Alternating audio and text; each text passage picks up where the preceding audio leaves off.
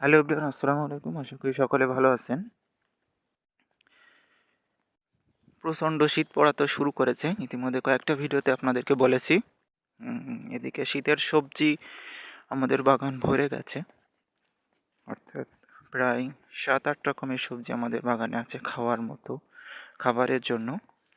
এদিকে আম্মু বাসার যে আলু কিনে নিয়ে আসা হয় সেগুলো থেকে প্রচুর পরিমাণে এখন কল বের হচ্ছে, যেটি দেখুন কতগুলো কেটে রেখেছে।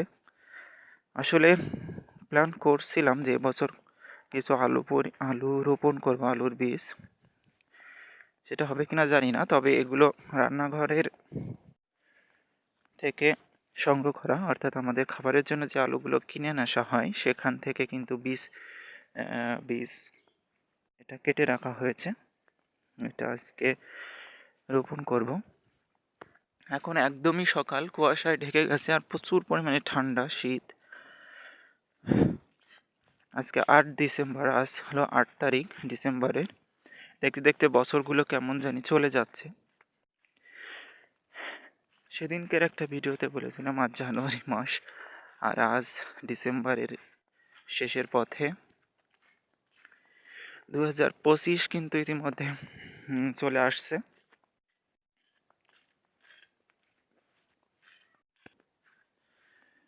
এদিকে শীত আসার পরও দেখুন আমাদের এই খেজুর গাছগুলো এখনো তোলা হয়নি, অর্থাৎ রসের জন্য যেভাবে চাষ দিতে হয় সেটা কিন্তু এখনো করা হয়নি। দেখতে পাচ্ছেন এটা গত বছরে এখানে রস হয়েছিল।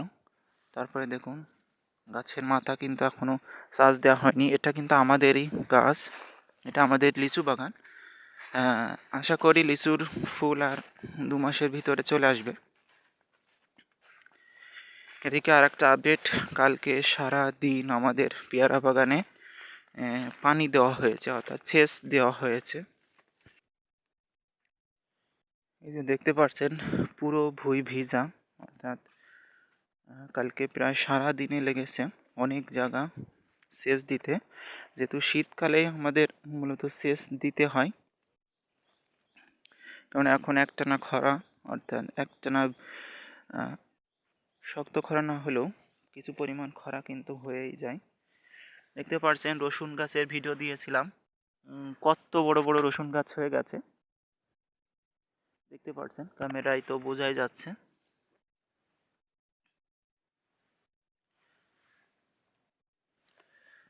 এদিকে 3 বেড ছোট ছোট রসুন লাগিয়েছি এবার, অর্থাৎ রোপণ করেছি। এদিকে টমেটো চারাগুলো এই যে দেখতে পাচ্ছেন, এই টমেটো চারা কিন্তু ইতিমধ্যে কিছু রোপণ করেছিলাম। এই যে পালং শাক আমাদের ক্ষেতের, পালং শাকগুলো কেমন জানি নষ্ট পুড়ে পুড়ে যাচ্ছে, তবে অনেক গ্রোথ ভালো আছে। দেখতে পাচ্ছেন কত সুন্দর। এদিকে ঢেঁড়স গাছ আছে, বেগুন গাছ আছে। এই যে টমেটো চারা ইতিমধ্যে রোপণ করা হয়ে গেছে অনেক।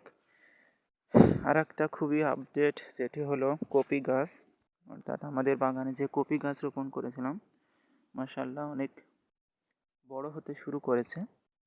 আসলে সেচ দেওয়ার অভাবে কিন্তু গাছগুলো এমন। সবচেয়ে ভালো হয়েছে ফুলকপির বেডটা, অনেকগুলো গাছ অনেক বড় বড় হয়েছে। এই যে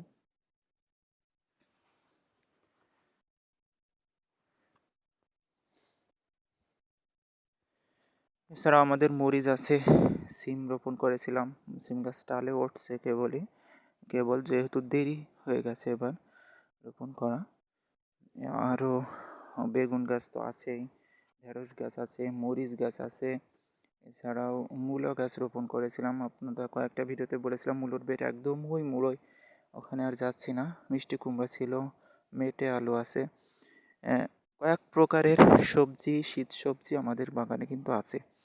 অর্থাৎ আপনারা যদি নিজে ফসল ফলিয়ে একটু সংগ্রহ করে খান তাহলে কিন্তু অনেক ভালো, স্বাস্থ্যের জন্য ভালো, এমনি ভালো, সব দিক থেকেই ভালো। আজকে বেশ কিছু ইসের চারা, এই যে টমেটো চারা রোপণ করবো। টমেটো চারাগুলো অনেক বয়স হয়ে গেছে, তারপরে এই চারাগুলোই ভালো হবে, বড় বড় চারা। আর যে আলুগুলো নিয়ে এসেছি এই আলুগুলো রোপণ করে দেব। এই যে দেখতে পাচ্ছেন, আসলে এটা রান্নাঘর থেকে এই অল্প কয়েকটা, এতেও আলু হবে।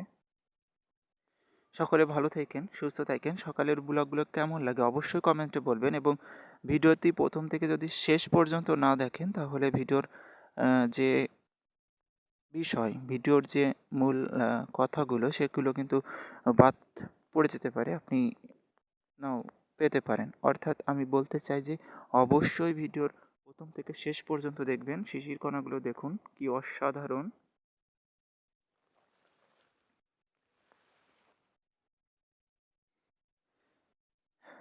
প্রচণ্ড কুয়াশা। সকলে ভালো থাকেন, সুস্থ থাকেন, এই আশা ব্যক্ত করি। Bye bye.